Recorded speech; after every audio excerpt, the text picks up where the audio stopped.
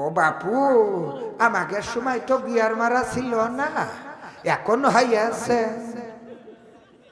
ও টুক তো করবে। ঠিক না বে ঠিক? এখন হয়েছে, বলে না বলে না? বাদ দাও, ছেলে হইলে এক মানুষ এটুক না করলে হয়। আরে সোনা পাখি, ঠিক না বে ঠিক? আবার পর্দা করে, বুরখা পরে দাদি আর নাতি। নাতির অবস্থা কি বলবো, বুরখা পরে কিডা? দাদি। কেমন বুরখা, হাত মোজা পা মোজা, চলে ভাঁজ পড়ে গেছে, ওর দিকে কুত্তাও তাকাবে না।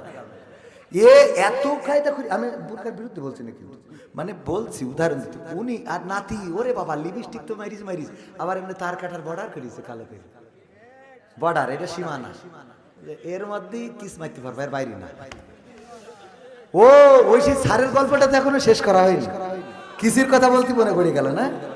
কিস এটা তো খারাপ জিনিস না, স্ত্রীরে কিস করা। তো ওই চাচারে কইছে কি ভাতিজারে, যে তোর চাষি তো বিয়ে করে আনার পরে আমার ঠোঁটের সাথে ঠোঁট লাগাইতে দেয় না, একটু বলিস দিন। তো চাষিটা কি বলছে, চাষি জানেনি তো আমার চাচা হলো সমবয়সী, এটা মনে দুঃখের কথা প্রকাশ করেছে, ঠোঁটে নাকি আপনি কিস করতে দেন না। তো বলতেছে যে যেহেতু বলে ফেলিছে, আমি তোমারে বলি ভাতিজা, সে বিড়ি সিগারেট খেয়ে মুখের যে অবস্থা করে রেখেছে, ওর পাশায় কিস করা যাবে, তা ঠোঁটে না। এত দুর্গন্ধ আছে না? এত নামাজে দেখবেন যখন ইমাম বলে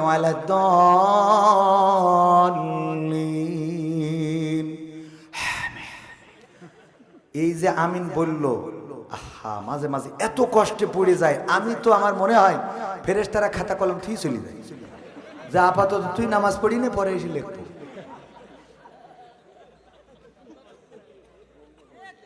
দুর্গন্ধ আছে না নাই? এত দুর্গন্ধ যে ওর শুধু মুখী নাম, ও যখন পায়খানা ফিরে পানি মেরে আসলো, ওই টয়লেটে গেলে দেখবেন যে বসবেন যে কোনো বিড়ি করে হেগে গেছে, ঠিক না বাঠে? ওই টয়লেটে ঢুকলে আপনি বুঝতে পারবেন যে কিছুক্ষণ আগে এক আল্লাহর লেগেছে। এত দুর্গন্ধ। এই জন্যে নিজেদের পরিবর্তন দরকার, আছে না নাই? তাহলে বৃদ্ধদের কাজ দিলাম একটা, যুবকদের কাজ কয়টা? কয়টা? 5টা। 1 নম্বরে নামাজ কাজা করা যাবে যাবে না। আল্লাহ বলেছেন ইয়া আইয়ুহাল্লাযীনা আমানু ইসতাঈনু বিস-সাবরি ওয়াস-সালাহ ইন্নাল্লাহা মা'আস সাবিরিন। আমার আল্লাহ বলছেন, ওগো ঈমানদারেরা শোনো, তোমরা ধৈর্য এবং নামাজের মাধ্যমে আমার সাহায্য প্রার্থনা করো। তার মানে যারা প্রেমিকার পিছনে ঘুরে বেড়ান, ভালোবাসা অ্যাকসেপ্ট করে নাই, মনের দুঃখে মাল খান টাল হয়ে পড়ে থাকেন না, ওইগুলো করার দরকার নাই। যেহেতু আপনারে ভালোবাসে নাই, সুতরাং আপনি এবার ধৈর্য দিয়ে নামাজ দিয়ে মোকাবেলা করেন।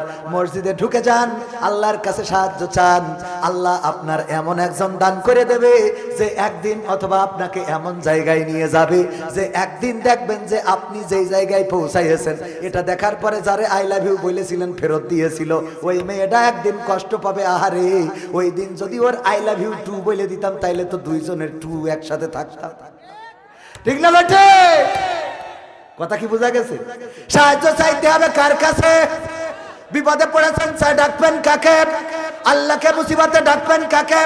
নামাজ পড়বেন, আল্লাহ সহজ করে দিবেন চলার পথ। 2 নম্বর কাজ হলো দাড়িটা কাটা যাবে না, দাড়িটারে সংরক্ষণ করতে হবে।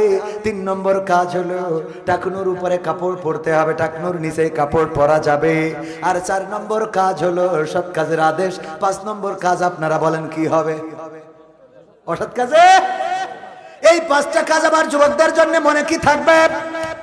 আল্লামা সাইদিরি নিয়ে একটা সঙ্গীত শোনানো রিকোয়েস্ট করেছিল, শোনাবো? টেকনাফ থেকে তেতুলিয়া, রূপসা থেকে পাতুরিয়া, একটি নামে সবাই যাকে চেনে, 1-2 জন নয় 1.5 শতাধিক মানুষ জীবন দিল শুধু যারি প্রেমে। টেকনাফ থেকে তেতুলিয়া, রূপসা থেকে পাতুরিয়া, একটি নামে সবাই যাকে চেনে, 1-2 জন নয় 1.5 শতাধিক মানুষ জীবন দিল শুধু যারি প্রেমে।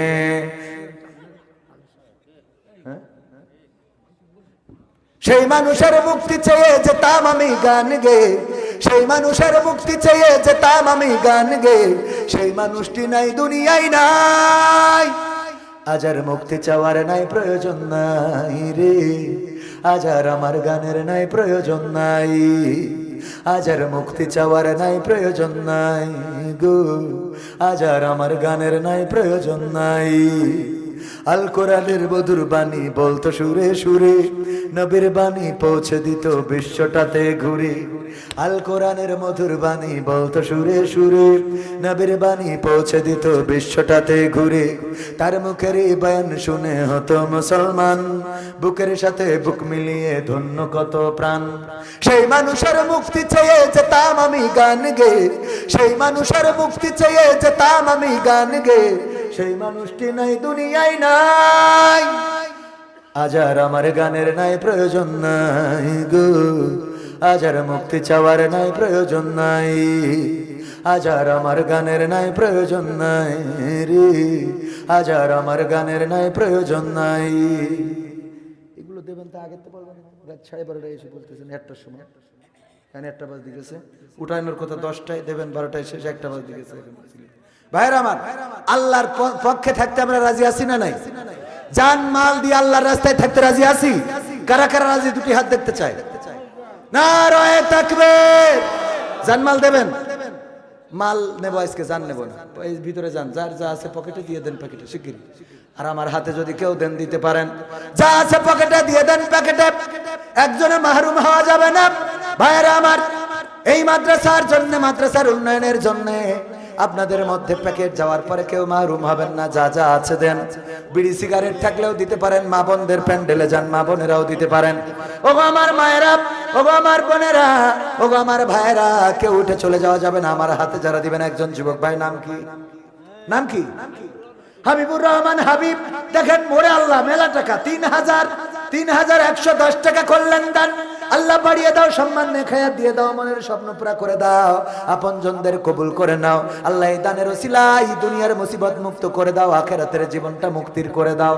আর কোন আল্লাহর বান্দা আছেন নাকি? তাড়াতাড়ি বলেন। ওগো আমার ভাইরা,